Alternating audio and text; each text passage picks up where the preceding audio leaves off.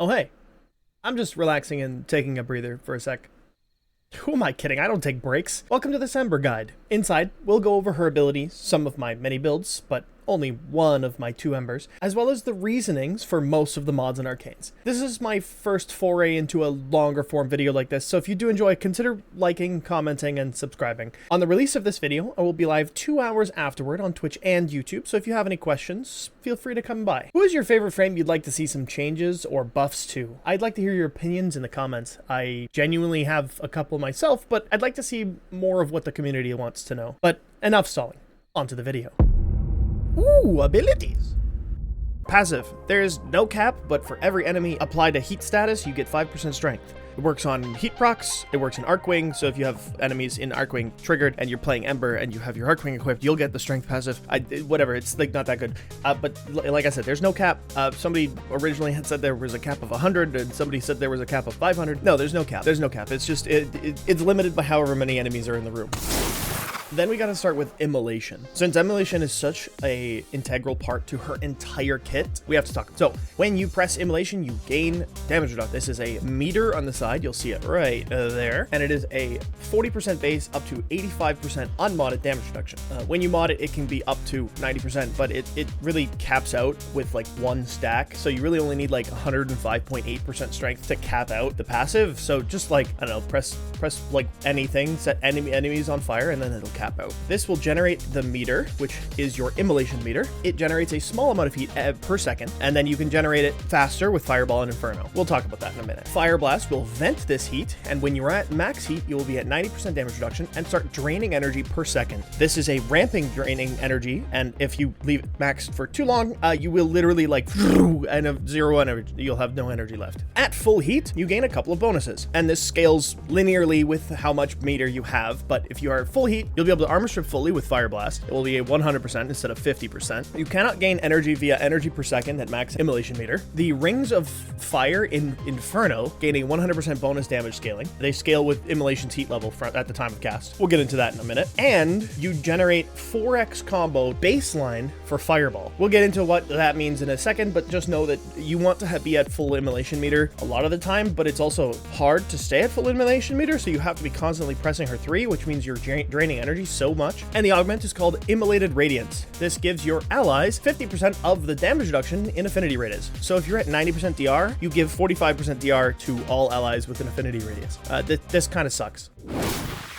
And now for her first ability, Fireball. This ability generates heat for your Immolation meter, then deals a small damage to a single target, and then a small area of effect. This damage is really not a lot, so we're not really going to be using it for this, but we'll talk more about what it does. It has a combo multiplier that increases the damage based off of every time you cast, up to 12 times, which ends up being a 13 times damage bonus to Fireball. This still isn't enough damage, so we don't really use Fireball. Like I said before, based on Immolation meter, you'll gain increased base combo up to 4 times. It has flight time, it cannot deal headshots, and it is a one-handed cast. You have a 0.5 second delay between casts, and no matter what, will always, when cast, deal double damage due to combo. For whatever reason, they just count it as double damage right away, even though it says 1x combo, it's literally double damage. Fireball is affected by Arachne and Vigorous swap though, so it does mean that it is a universal damage modifier, basically, or counted as primary/secondary type of damage, which is pretty neat. Then let's talk about the augment, Fireball Frenzy. This is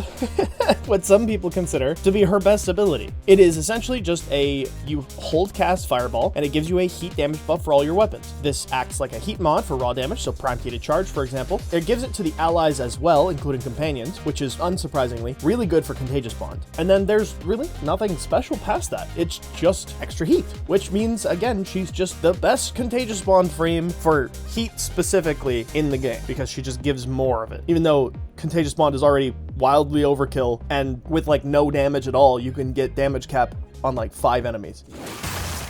Fire Blast. This is an ability that when you press it, it creates a ring of fire around you, armor stripping any enemy that hits and throwing them onto the ground. This armor strip is based off of your immolation meter, so if you have 0 immolation meter, you do a 50% armor strip, and full immolation meter, you do 100%. This does scale linearly, just like the other abilities, so the lower your, or wherever your meter is what kind of percent you'll be doing. Visible enemies will be hit so long as they have direct line of sight with Ember, not your camera, unlike a lot of line of sight abilities, which will trigger off your camera, including Inferno, which is her 4th ability. This has a cast delay of 0.7 seconds. This armor strip is also permanent, unlike a couple of other types. This is typically the ability that people use to shield gate if you are shield gating with Ember, but there's a reason for that, and it's because of one of her 2 augments. Healing Flame. This augment generates healing for each enemy hit. The healing is then converted to Overguard if you're already at max health. The healing, Overguard, and Overguard Maximum are all scaled by strength, and then Overguard and healing also scale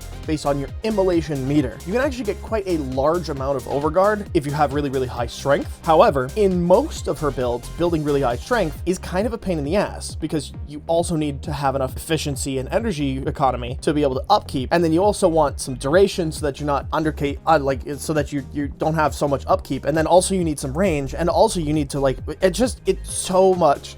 So Healing Flame is a really good augment stuck on a frame that needs too many stats. Then there's Purifying Flames. Allies hit by the ring of Fire Blast are cleansed of status and granted 4 seconds of status immunity. This scales with duration, and in a most recent, in like an update fairly recently, it started to work on yourself as well, which makes it actually usable. However, Healing Flame exists, so why would you use Purifying Flame? Like, they're both gonna give you armor, they're both gonna give you status immunity, and one is gonna give you another shield gate, or an Overguard gate rather. So why would you use Purifying? Anyways, whatever. If that was 20 seconds of status immunity, maybe I would consider it as like an option, but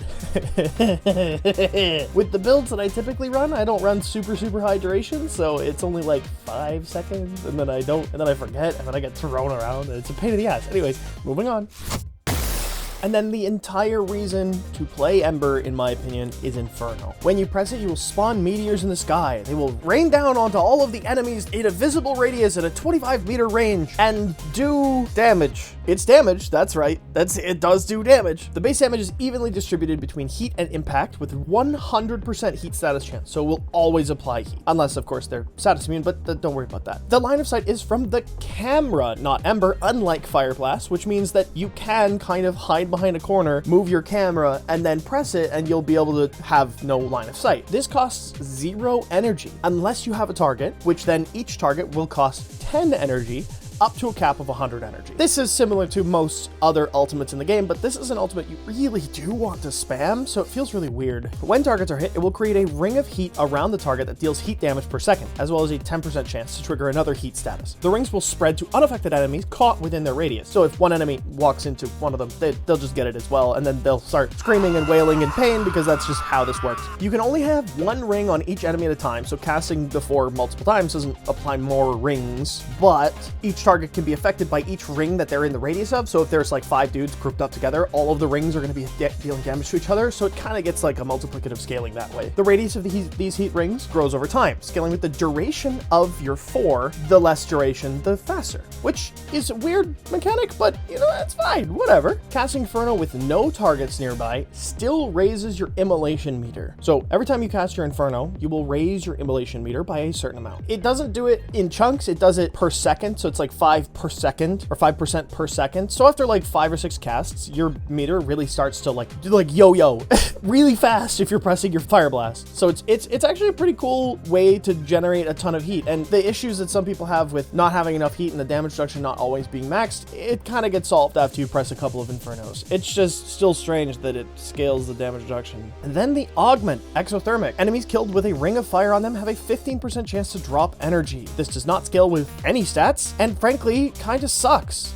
It's not a lot of energy, if I'm completely honest. Energy orbs have already been outscaled by health orbs because of Equilibrium, and realistically, you probably will be running Equilibrium in a couple of her builds because Equilibrium is just like that much better, and you have other ways to generate health orbs, like through Synth Deconstruct on your companion. So why if this was like 50%, I would say it's a good augment, because then you could actually run one energy effectiveness, energy orb effectiveness shard, and you would have a lot of energy per kill, basically. It would actually be a pretty good way to solve her energy economy, but right now it's just undertuned, so unfortunately it's, yeah, it's kind of a write-off.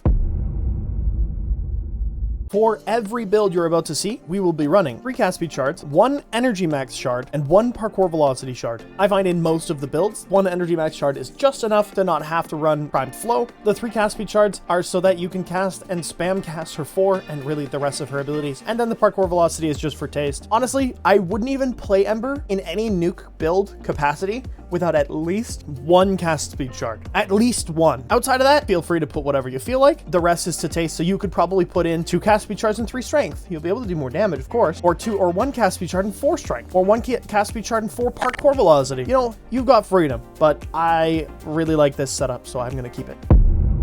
Egad's a gun! So, with all of her abilities out of the way, let's talk about her builds. Because there's a lot of different stuff, actually, and I think she's a lot more viable than people think she is. Although, again, not really that great of a frame. But let's talk about that. So first things first, let me just show what this build is, because it is a gun frame build.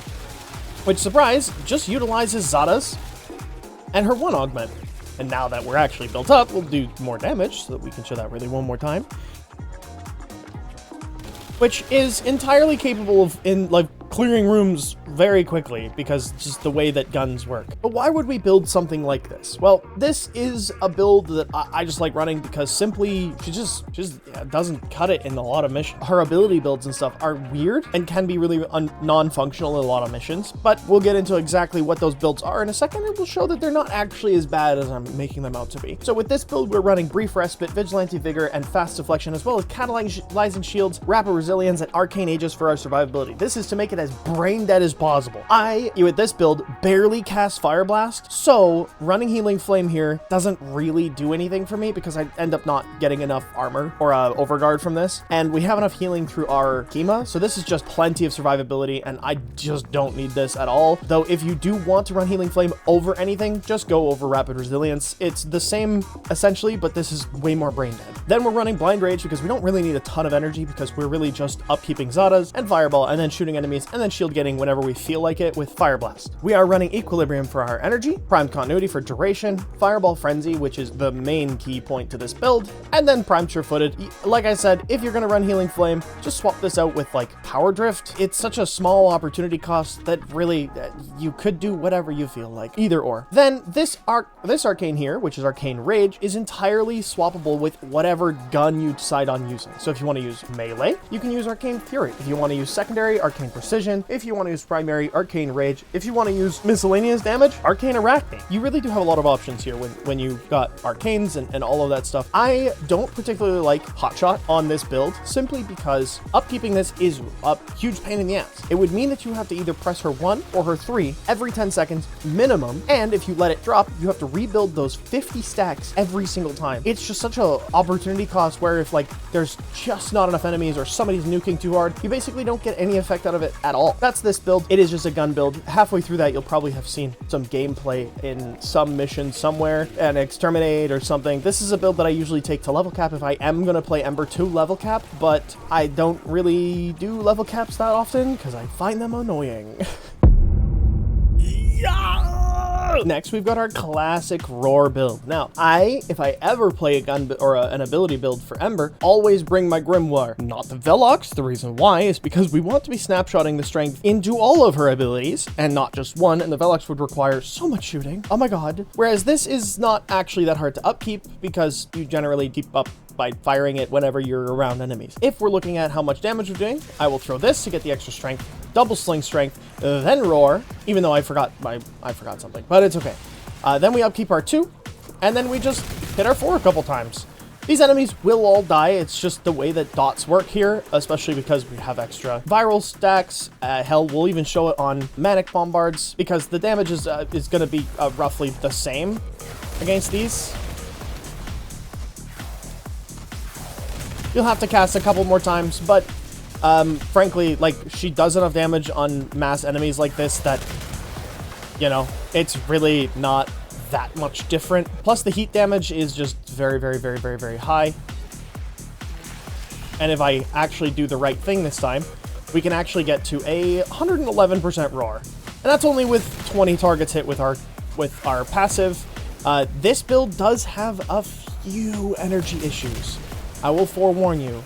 That's the reason why the next build exists, but this was the original before all the new stuff. As you can see now in the bottom right, the meter for the Immolation is at max, and you see that we're draining energy per second. Now that draining energy you see is also going up. So if we let it stick around for too long, our energy will start draining rapidly. You can see it starting to really go. Upkeeping your Immolation can be kind of a pain in the ass, so if you see that it's really too high for you to sustain, just turn it off, turn it back on. The reason we're using it is because we are also running Seismic Bond. I don't have it on here. What the fuck am I doing? There it is. Seismic Bond. This is another 30% efficiency, which is very helpful and triggers off of Immolation and just happens when you have your companion around. And this is the Roar build. It is essentially just 170% efficiency, including Seismic Bond. So we're not really expending a ton of energy on each cast. We're running Healing Flame for our survivability, Molt Augmented, Power Drift and Umbral Intensify for our strength, because we don't want to run Precision Intensify because we do want Roar percentage strength. Then we're running Archon Vitality Surprise. It's doubling our heat procs. Primed Continuity for duration, Stretch for our range, which we don't really need too much because the range on Inferno is actually quite high, 36.25 meters, being super high at 125% range, and then Brief Respite, Cata Shields for our survivability on top of Healing Flame. This is the classic build for Ember right now. I've seen a couple of other creators make videos on Ember, and this is not too far from all of those, so you'll be able to swap like a couple things. Like some people don't like Healing Flame, so you can swap Prime Sure-Footed over Power Drift and put in some more strength here, and then just rely on Cata Shields and Brief Respite. You can, honest to God, swap Umbral Intensify and Healing Flame for double shield regen, and then run Power Drift here, or Prime Sure-Footed here. You can drop Arcane Concentration and then run something else if you feel like it. There is like quite a bit of min-maxy and like adjustments that you can make here, though I do heavily suggest the Fleeting Expertise Seismic Bond combination. This next one is a new one. It really did only come to fruition through the most recent update, but same thing, it is a nuke build, but it doesn't involve Roar. It uses Bright Bonnets. If some of you have noticed, the keen-eyed of you, I also have Arcane Sculptor on. But you might be asking, Bungo, Bright Bonnet and Sculptor? That's overkill, right? No, it's not on Ember. as much as to my dismay, it's not overkill on Ember. You are expending so much energy, and like the opportunity cost for energy economy on her is way too high. So let me just show this really quick. We're gonna show it on Manic Bombards, but same kind of deal. We'll tune on R3, R2, we'll put our Bright Bonnets up, and then we'll just spam R4. Because we don't have any energy economy issues because of Bright Bonnet and Sculptor, the amount of 4s we can cast is astronomically high. So we end up getting like a really high damage numbers. I think the strength that I can get to is like 631% or so, something like that.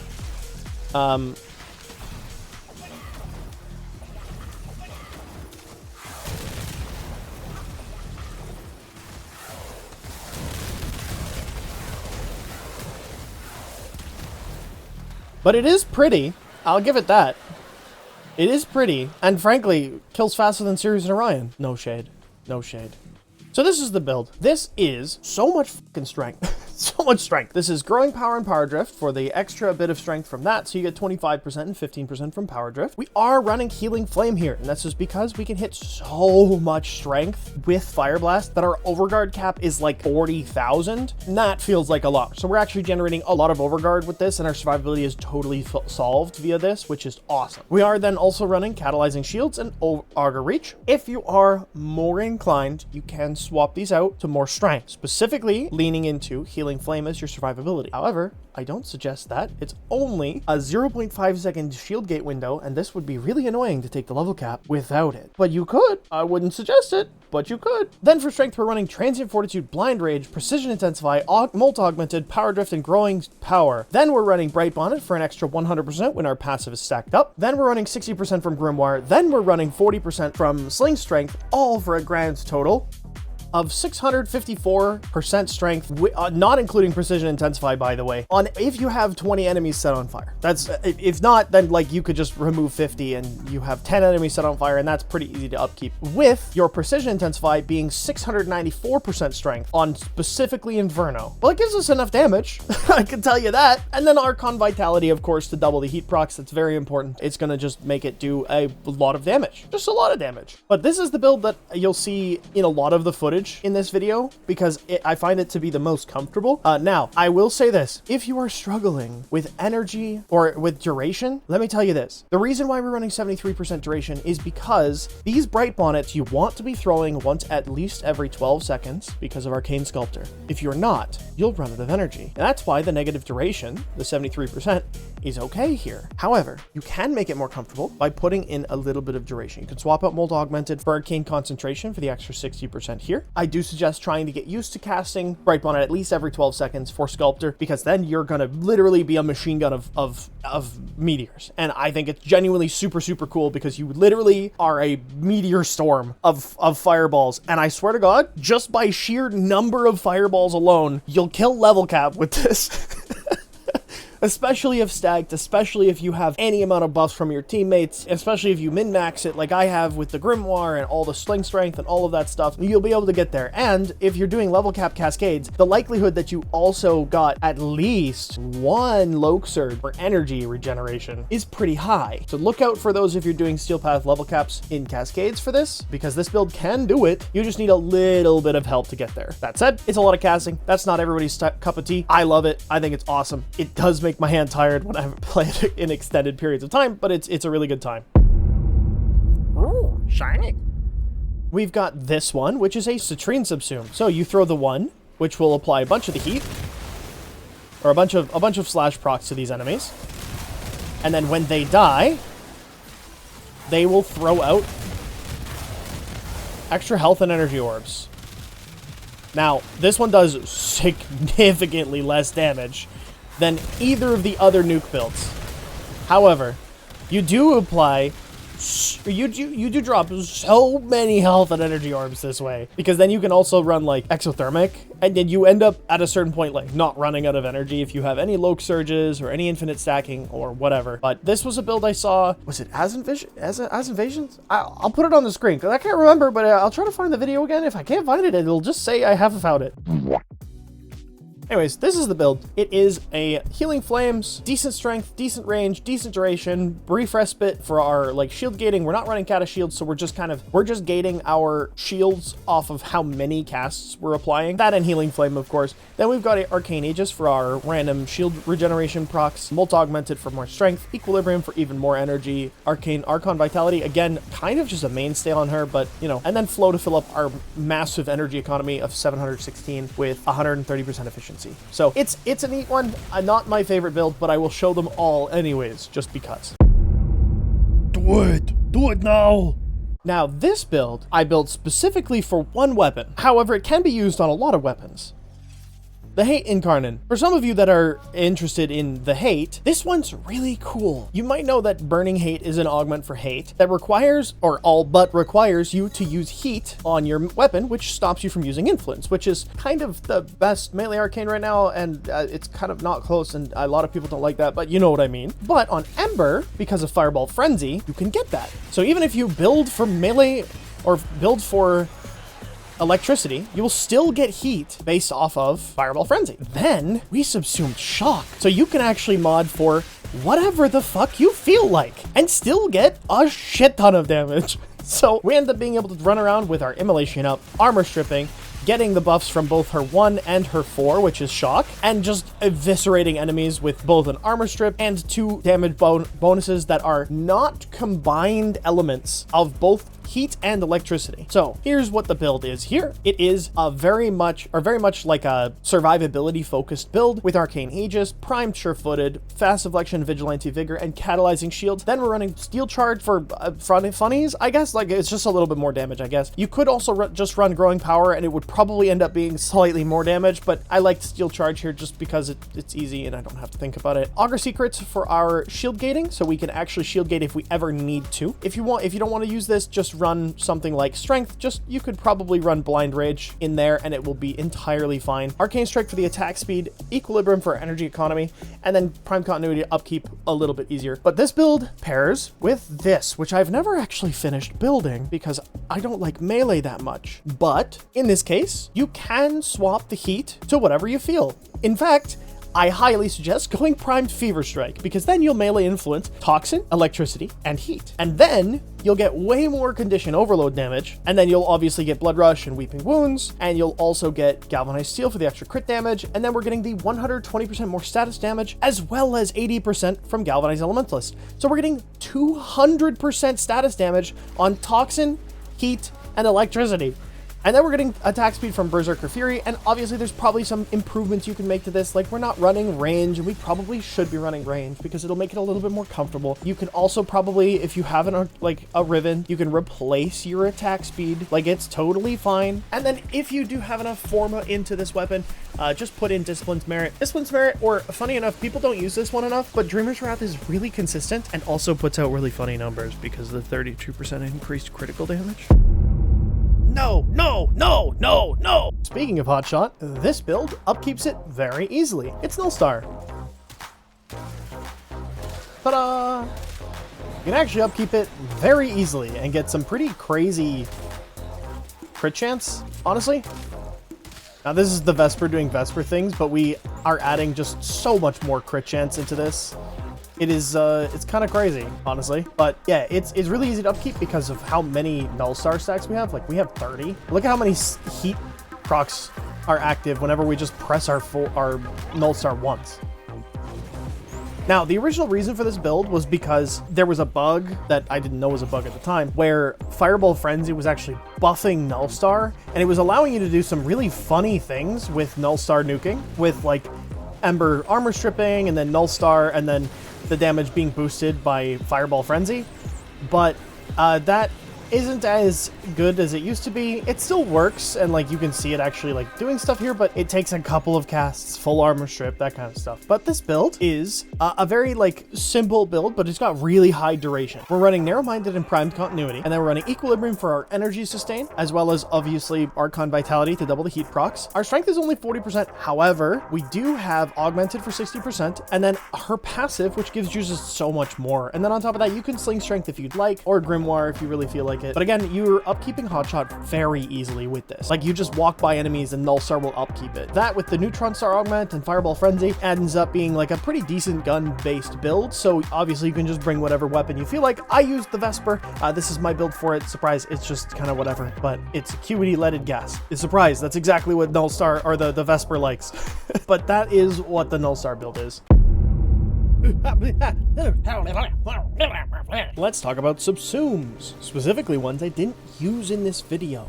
There are a couple that you can use and are options, and I've seen and especially have been, lots of people argued with me about them, as well as a couple of arcanes that I didn't use in this video either, and we'll just yab about that as well. First things first, Breach Surge. Breach Surge is a good subsume for Ember. My problem is that I just don't like Breach Surge that much based on how much you have to cast it, though I guess on Ember that's not really a problem because you're already casting a lot, so you can use it. I just find it to be kind of, as a subsume, it does more damage than most frames kits, and that part I don't like. So it's like putting Breach Surge feels like I'm kind of forgetting that the frame has a kit. It's very strange because really, like, you could put Breach Surge down and then shoot a gun and it'll do the same thing as putting Breach Surge down and using your abilities. It does the same thing, and I get it, but it's cool, and sometimes there are cases of Breach Surge being really, really neat on specific frames. I have one coming, by the way. It's because it has a really cool effect, but don't worry about that. And in this case, it works. It just is, it's good. It's too simple and of a solution to me. I don't know. It's hard to explain. Then we can talk about vulnerabilities. So Sentient Wrath, Webbed Embrace, and then you've got a couple of other options like Gloom and survivability stuff. I tried Pyrotechnics. It doesn't do anything for the kit. Damage vulnerabilities are great. They are essentially roar, but you have to apply them is the thing. So that's why people don't typically use them. That and Webbed Embrace is held in place, and Sentient Surge is a lot of casting as well. So you would just add a ton of casting on top of an already heavy caster. So this is why I typically liked Roar or Bright Bonnet or whatever for nuking builds and stuff. It's the same kind of reason why I don't typically play the Citrine Subsume version. Then we've got grouping, so you can choose like Pull or Larva and that kind of stuff, and that does work really well with just her 4 in general. It works as well, but I just don't have any builds for them because there are enemies that cannot be grouped, and that can be annoying, especially Xmas enemies, that sorts of stuff. So I typically don't like using them for that, but that is entirely an option. And then as for arcanes that I didn't use, Truculence is the one that I'm most going to talk about here. It is an option. I just don't like it personally when I'm using Ember for a couple of reasons. One, if you max out your Overguard from the Healing Flame augment, it stops triggering. So you have to take damage, which sometimes doesn't happen because you're killing stuff too fast, or you're moving too fast, or teammates are moving too much. So I prefer things that can buff you actively rather than retroactively. Now, if you're going to level cap, yeah, that thing is going to give you so much damage, you probably should run it. In a lot of the builds that use Healing Flame, it's actually a very, very, very, very, very good option. I didn't want to put it into the builds. That, and I wanted to talk about Tempest Barrage really quick with Viral Tempest. This gives you corrosive and viral statuses. The viral is the really important one. Corrosive is not so important for this, but it does give you the passive armor strip instead of having to Fire Blast to do it. That's actually a very, very good damage subsume because you're priming so much. But Tempest Barrage can kind of just kill by itself, so I don't want to use it. It's one of those things. Again, it's again just like, hey, here you go. Here's another way to kill enemies without using Ember's kit. Yeah. And Thermal Center with Thermal Transfer. You can use the heat and cold, or you can just use the heat version and get the heat version from that and Fireball Frenzy to get a shit ton of heat. This is actually a really, really cool Contagious Bond version. Now, I omitted Contagious Bond from this video because I feel like we've seen it a million times, and quite literally, you can put 2 mods on a companion and then get them to prime an enemy and then shoot that enemy with any gun that has a ton of heat status or slash status or whatever, and it'll do damage cap. So it doesn't even have to do with your frame. It's just, it does that much damage. So I omitted Contagious Bond in general from this video, but just know that it does work. Obviously, it works on everything. Like anytime somebody's like, oh yeah, this frame is insane because Contagious Bond is like, well, yeah, that's all of them. That's every frame in the entire game. Contagious Bond is so strong.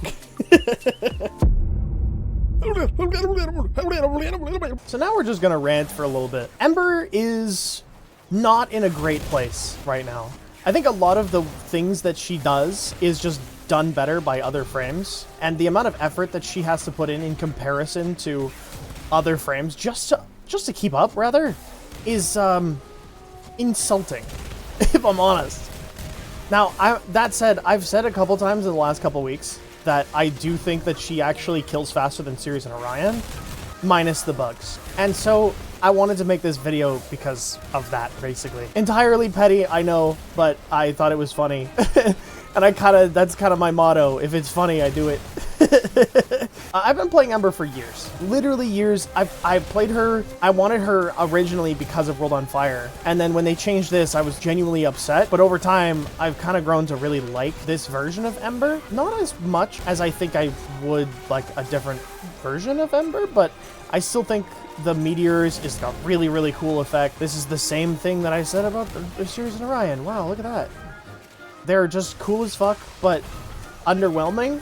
And that's kind of the way Ember is. I do think with the newer tools that we're getting with Sculptor and Bright Bonnet, etc., we're getting to a point where she is getting more acceptable in the game, and we're just so strong now that it's genuinely not really a problem to get her through content. Like Ember, she's fine, realistically. If you just take her into account of her 1 with the Fireball Frenzy augment, and then the armor strip from her 3, then she can do all content in the game if you bring even a mediocre gun, because you can do heat inherit shenanigans with companions, Contagious Bond, but in all reality, she genuinely doesn't kill super slow. She's very reliant on status ticks, and that can be really, really detrimental to the way that a frame plays. especially when you apply a bunch of status ticks to enemies and then somebody else comes in and just finishes them off and you're like, oh, I didn't get any kills for that, yet you did 80% of the work because they would have died anyways. You can even see the green bar on these enemies' health now. By the way, that is status damage. So you can actually see status damage, that green bar under their health. If I shoot them with this, no, that didn't work. These enemies. So you'll see the green on their bar is making them, it's showing they're losing all of their health. And that's how much health they're about to take from statuses, which is all really cool, honestly. I don't know. She's not bad. She's really not bad. Not anymore. I think I've seen some people put her below Banshee, and I think that's wrong. Banshee, yes, has a really, really high damage multiplier and can do really high damage, but frankly, that doesn't make a good frame. That doesn't make a good frame at all. A good frame is a good frame because they're capable of doing things. They're capable of killing enemies. And Banshee can do that kind of damage to one enemy. And I know I've made a couple videos on her recently, on her being like really overkill damage-wise, but that was more to bring attention to bringing her back to the conversation so that DE sees that she's not a forgotten frame and that they probably should rework her at some point because she's really not good. Her best ability is her fucking silence, and you put that on fucking other frames now and it's better. Like, you put it on Ashe and he can do the fucking Obeg shit, and that's, by the way, that's a really fun build. Thank you guys for bringing it up. Somebody said it in the comments one time, and I promptly went and tried it after my Incarnate video, and man, I've never had more fun with Ashe in my entire life. Anyways, and like, Banshee can kind of do the same thing, because she actually just has silence in her kit baseline. What, how is she, it's just like, everything she does is so strange. It's just, her 1 is only a good ability if you have the augment attached to it. If you don't have the augment attached to it, like, why are you even using it? Like, it's just, And then her 4 is actively detrimental to her kit. Really, again, only good if you have the augment, and also only good if you have Roar, Giga Strength, a bunch of sonar ticks out, and then it only kills base path enemies, not steel path, general defense enemies. Motherfucker, what? What are you talking about? What do you mean? Stop that. It's like, she's genuinely not that good at all. And so Ember, capable of doing this with her kit, by the way, like, the only thing she's needed was like energy sustain. I don't know. It's, this is arguably my favorite way to play her now because, again, one of the big things I really liked about Ember was how much you spammed. And when I heard that they were like improving the energy economy on her in the most recent buff to her, I was really excited. And then they didn't do that. Also, most recent buff, as in her rework. It was like a while ago, because I was really excited for that. Oh, I ran out of energy. She's definitely not as problematic as she used to be. Now, Sirius Orion is problematic. Like, Ember's not a new frame, so she's kind of allowed to be not as good because she's got an old kit and she was built for a different time in the game. Like, genuinely, I actually have that opinion when it comes to, like, older frames. They should be worse than the newer frames. The newer frames should be better. Like, they need to be hyped up. Like, DE needs to still make money off these frames, too. I get it. I understand. This is a free-to-play game. Like, let them make their money, and then, like, if they're too strong, just tune them back just a little. It's fine. It's fine. Like, we're okay. We are adult humans. We can deal with a negative thing in one video game that we've had positive things for years in. It is okay. It is okay. We are adults. We can have good discourse about games and stuff. All of this is to say Ember's not that bad. She's really not that bad. People are really hounding her right now for being worse than she is, but that's not the case. That's not the case. There are definitely frames that are worse than her right now. We talk about how invisibility is really powerful on a frame, but Shade and Horus Kubro exists now. I say now, but they're getting more popular into the meta. We also have Evade, so you can literally just upkeep that. We have Ivara Arrow. We have lots of versions of invisibility. So if your frame is just, oh, haha, I'm invisible, that's not a thing anymore. Not really. There are other reasons why those frames are good, but you know what I mean. I also don't think there's a bad frame in the game. I think that there's definitely weaker frames, sure. And Banshee has her own place, and Loki has his own place. And would I like to see them buffed? Sure, yeah.